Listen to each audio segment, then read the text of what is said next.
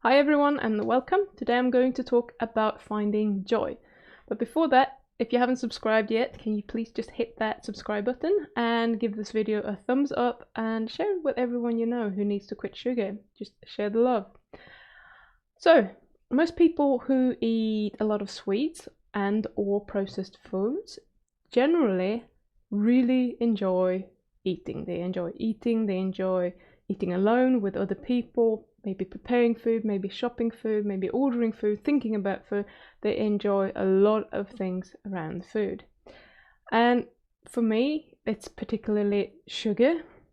So, for example, every year on my birthday, I'm baking this meringue cake that I really, really love. So when I'm talking about it, I'm just lighting up, and it feels almost like my eyes are sparkling because I'm so happy just thinking about it.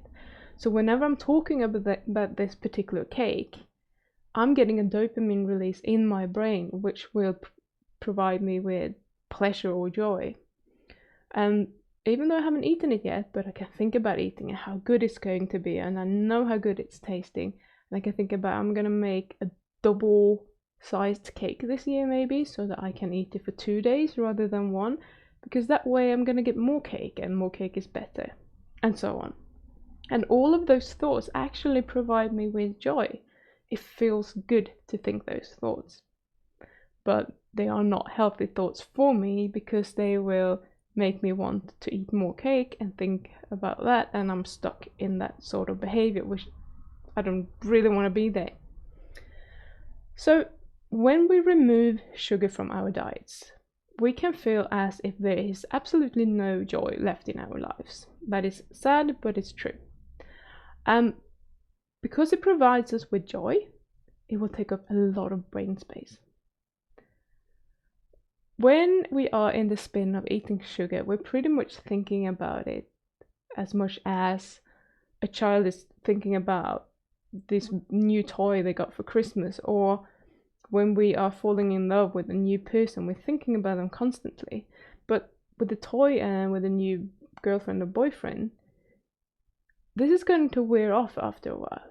But that's not the fact with sugar. Sugar is just going to be there on your brain constantly, and you're always going to want it unless you do something about it consciously. And we are probably going to think about when we're going to eat it and what it tastes like when we're going to eat it, and then after we've eaten it, we're going to think about how we wish that we hadn't eaten it, or maybe next time I can moderate it and I can just have a little bit, and all that sort of bullshit that we know is not true, but we're going to try to think it anyway because that's how we justify what we're doing. So when we stop eating, when we stop eating sugar and we have gone through the major bit of the withdrawal, we have all this space in our brains. The space that was taken up by us thinking about sugar constantly. And this is a good thing. However, if we don't put anything else in there, we're very quickly going to start feeling bored or restless, and we're going to have a need to replace this with something.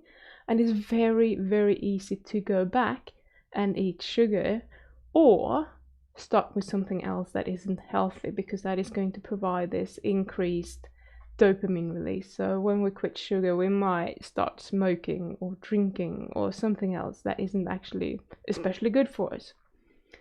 So we can intentionally or just consciously, by thinking about the things that we actually appreciate, find joy in other things.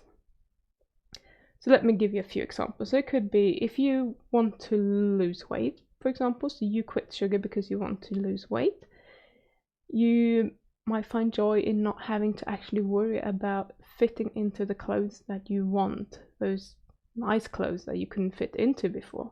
That might make you feel really, really good. Or that you can eat as much as you like, maybe, of the healthy foods that you're now eating without worrying of putting that weight on again. You don't have to think about constantly being careful with what you're eating, because there is no risk of you getting overweight eating the foods that you're now eating, for example. Or if you're diabetic, you might find pleasure in having a good night's sleep without waking up 2 or 3 times when you have to go to the bathroom.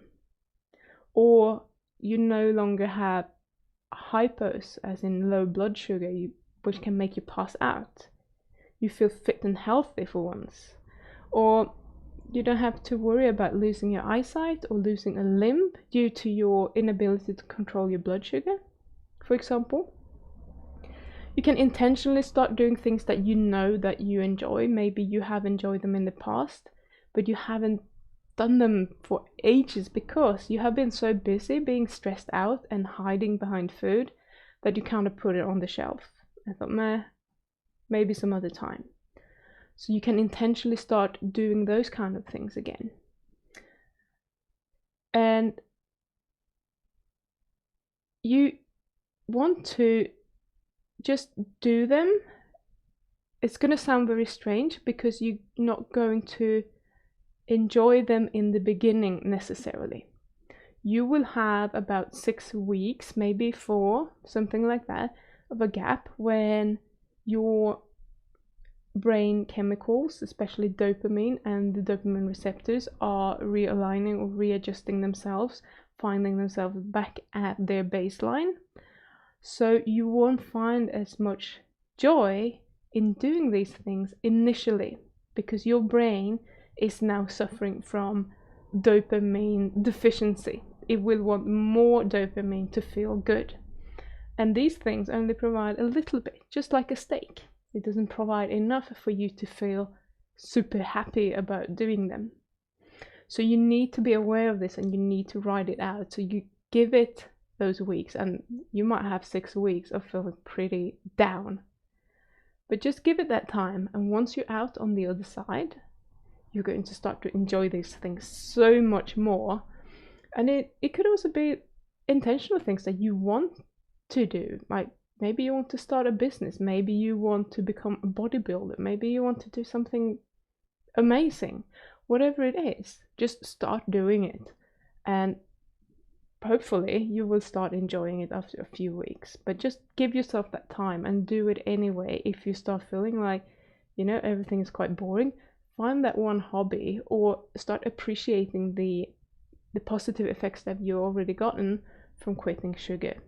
Just try to get your mind into the right space to want to keep away from the sugar. Because if you are just missing the sugar, you're very, very likely to go back to eating sugar when you finish with this challenge. So once you're back to normal, after about 6 weeks or so, you will, I promise you will be able to enjoy all these things, and that is the beauty of it. But before you get there, you need to go through this gap of these few weeks and feel pretty down. So it's just a matter of knowing this, be willing to do it, and then when you're out on the other side, don't look back because life is pretty good. We'll see you again tomorrow.